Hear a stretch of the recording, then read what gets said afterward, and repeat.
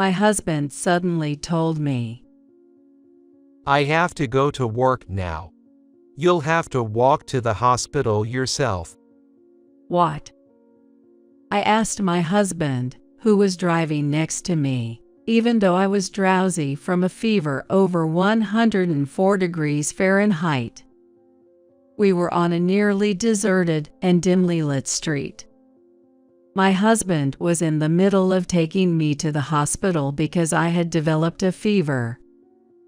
Indeed, when I had asked him to take me, he looked displeased. But when I called the ambulance, he canceled it without asking, saying it was a bother over just a fever. As I was thinking about this, I realized that my husband had already stopped the car and came around to open the passenger door. Is he intending to drag me out? With my weak hands, I desperately clung to the passenger seat. But my resistance was futile. He dragged me out of the car and threw me outside.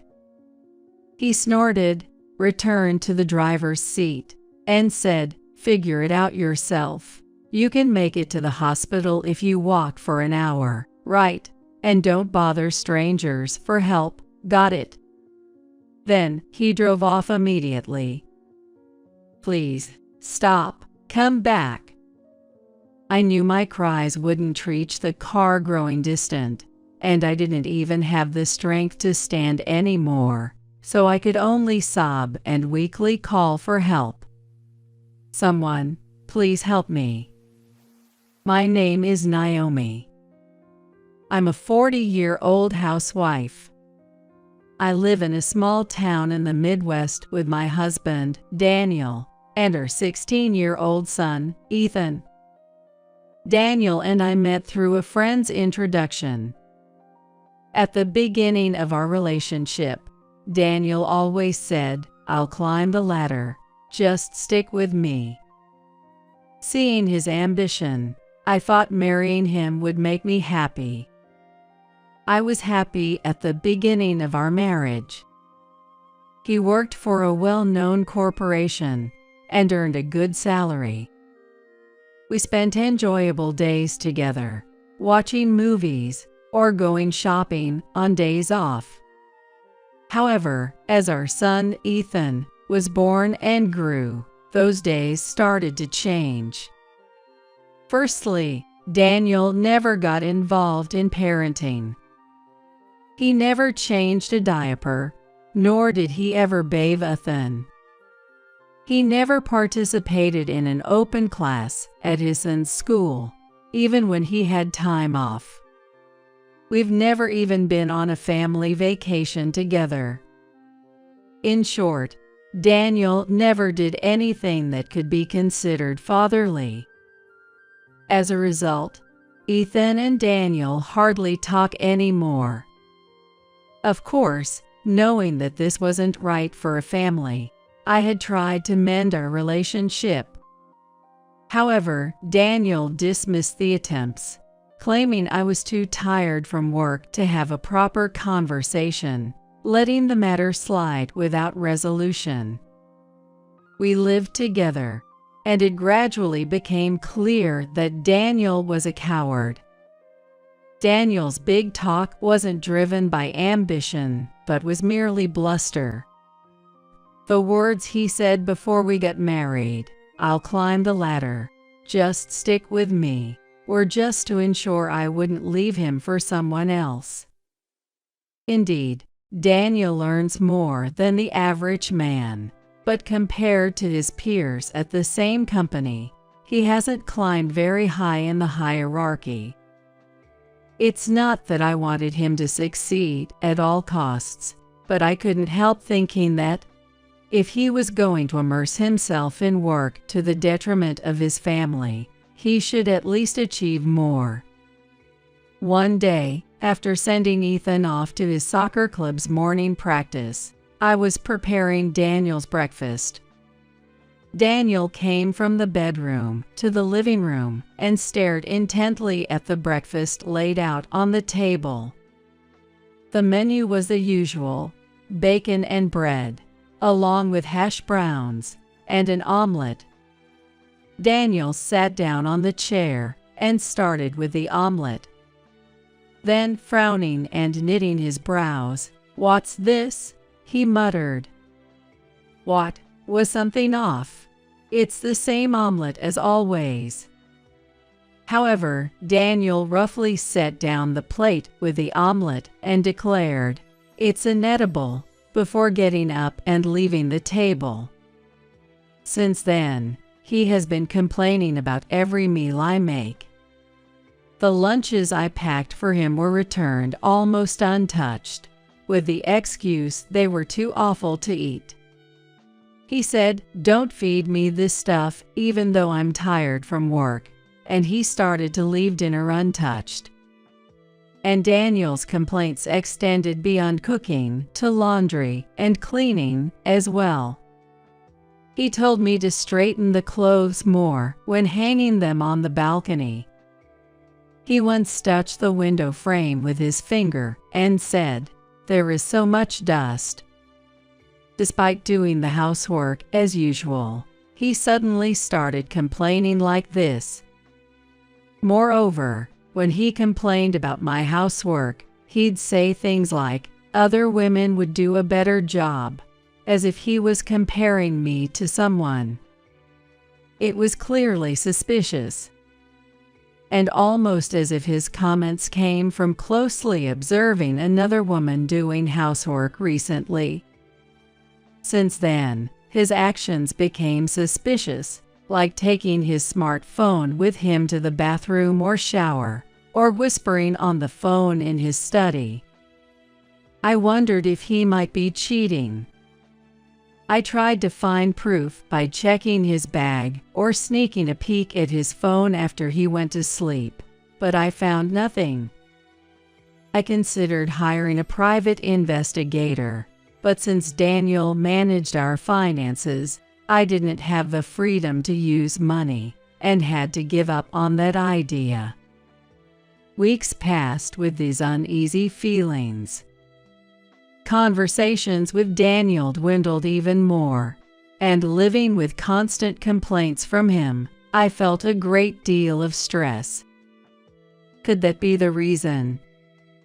Maybe because of that, one night, I woke up feeling extremely hot and realized I had a high fever. Recently, Daniel and I had been sleeping in separate rooms, so I couldn't ask for help. I managed to crawl to the living room because I had left my phone in the living room. Feeling like my vision was fading, I might have been exaggerating, but I felt like my life was in danger. I should call an ambulance. Just as I thought that and reached for my phone on the living room table, Daniel happened to come into the living room. What are you doing up in the middle of the night? I mustered all my strength to explain, and Daniel silently took the phone from my hand. Might he call an ambulance for me? Feeling relieved with that thought, Daniel then uttered something unbelievable to me. Calling an ambulance for just a fever? How embarrassing would that be if the neighbors found out? You can't even do housework properly, but bothering me is something you're good at. Go back to sleep. A fever will go away if you sleep. Far from being concerned, Daniel snapped at me, and I protested through tears. Please, let me go to the hospital. If an ambulance is out of the question, then please take me in our car. I begged Daniel, clinging to him. I kept pleading, almost babbling, "Please, please." Despite his reluctance, Daniel seemed to give in to my persistence and agreed to drive me. Daniel was very reluctant at first, but it seemed he finally gave in to my persistence and agreed to drive me.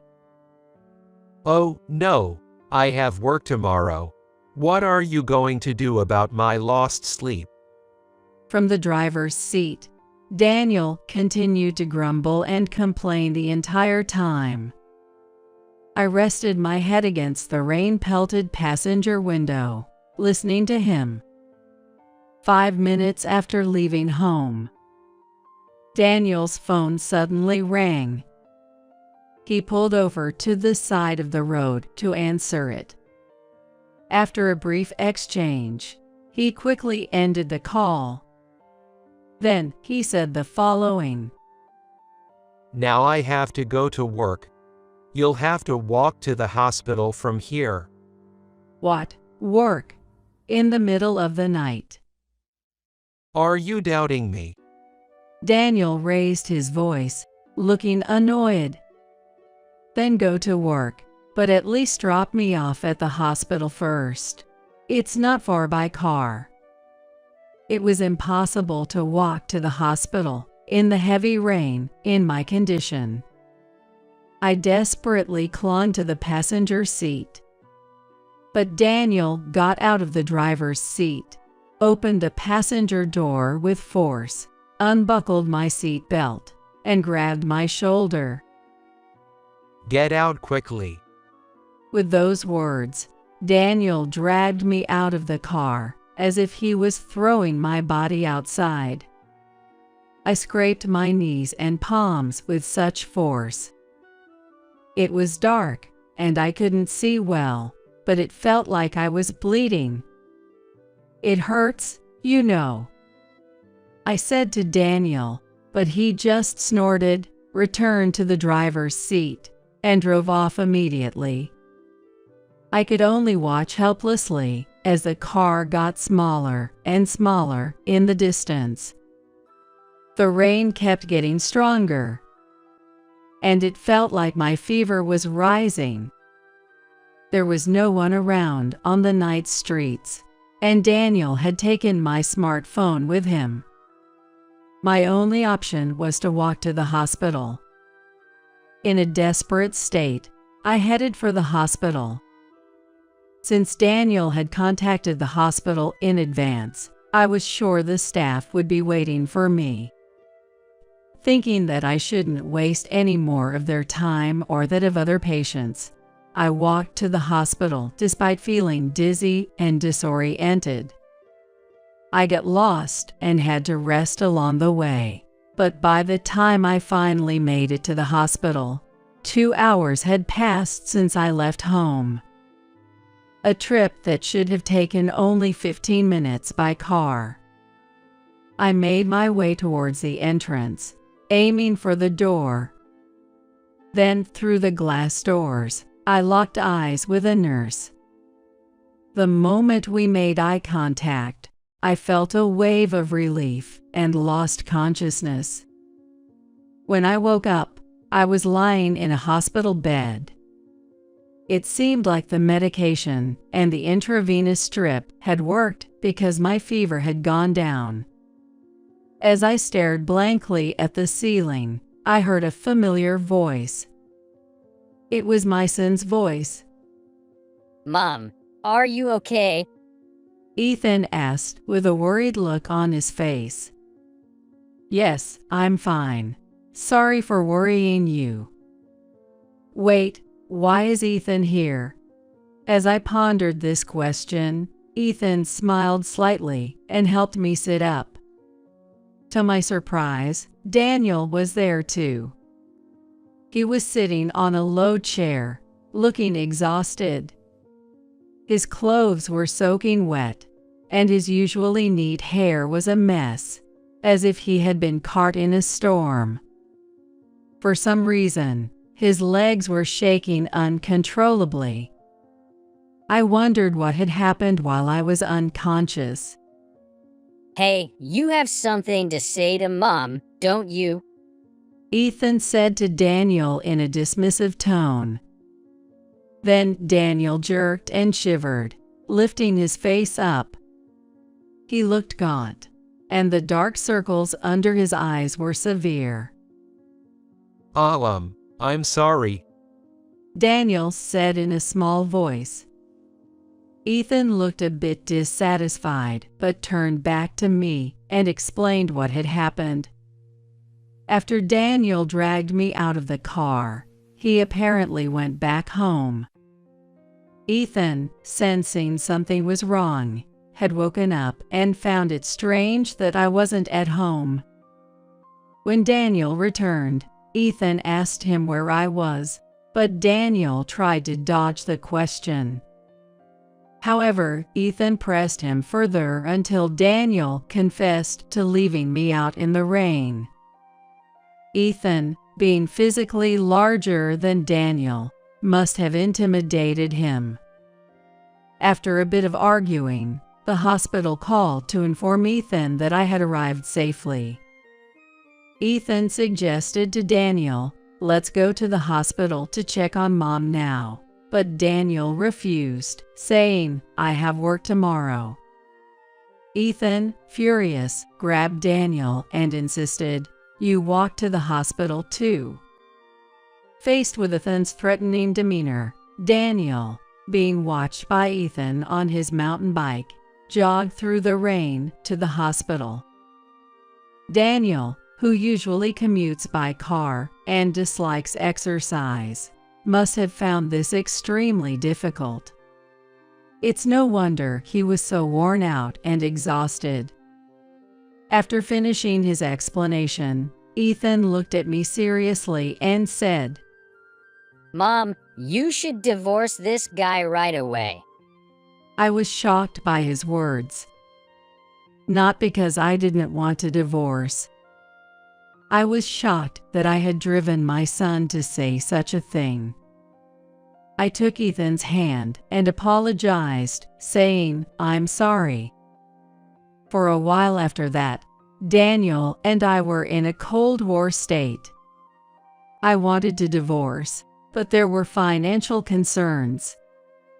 As a housewife, I wasn't confident I could adequately support Ethan if we were to divorce. I wondered what Daniel thought about all this. A few weeks after I had a high fever. One day, the landline at home rang. Hello? Are you Daniel's wife? My name is Amy, one of his employees. Well, yes, that's me.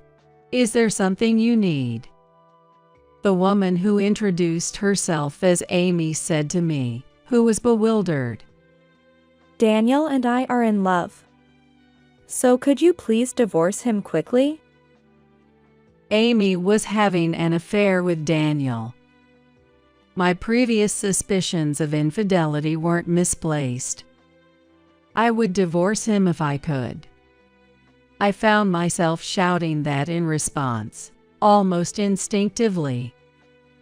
That was my true feeling. Take that lousy man if you want him. Will I be insulted?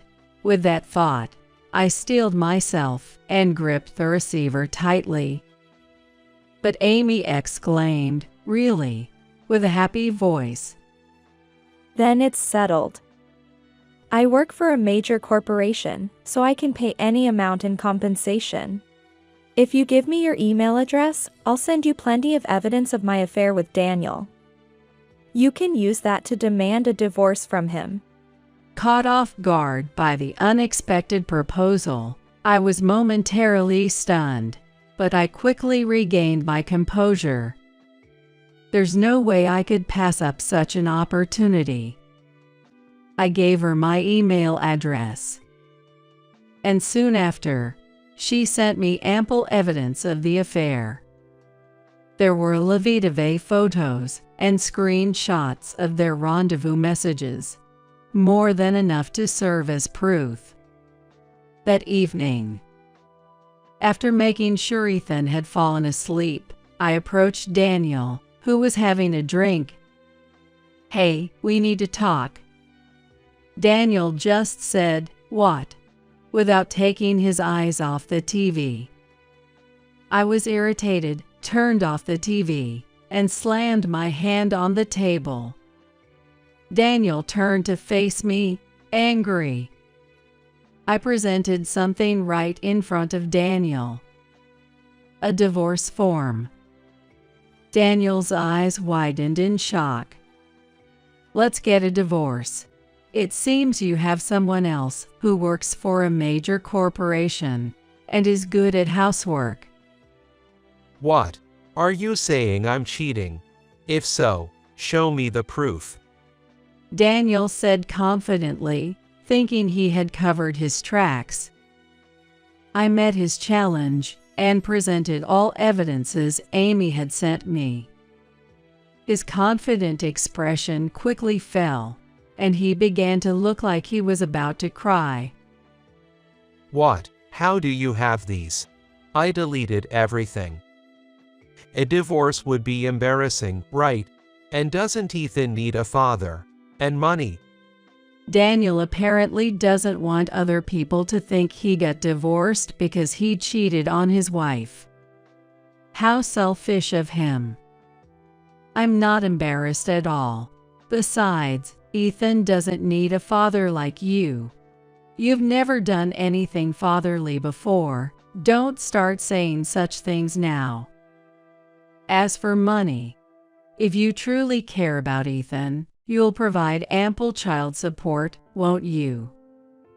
Finally, Daniel seemed to realize I was serious about our divorce, holding his head and starting to sob. This isn't how it was supposed to go. Half a year later, Daniel and I were officially divorced. In the divorce, I demanded a fair division of assets, compensation for his infidelity, and ample child support for Ethan. Additionally, I demanded compensation for infidelity from Amy, the woman involved in the affair. Since the payments were made in lump sums from both parties, I had no immediate financial worries. I didn't want Ethan to go through the trauma of changing schools, so we moved to a nearby apartment, and now we are working together to make our lives work. It seems that Daniel and Amy started living together. However, both being busy with their jobs, they frequently argued over household chores, each trying to push responsibilities onto the other. Amy's efforts in housework were probably to show her best side to Daniel in an attempt to take him away from me. Once she had Daniel to herself, she likely felt comfortable revealing her true nature. Moreover, somehow, it became public knowledge that Daniel and Amy had an affair, tarnishing the reputation of the major corporation they worked for, and resulting in both of them being fired. They struggled to make ends meet after paying me the compensation in full, but that's none of my concern. Since divorcing Daniel, Ethan has become much brighter and more dedicated to his club activities. I'll be a player for the first time in the upcoming match. Watching him talk happily, I felt deep down that my decision was the right one.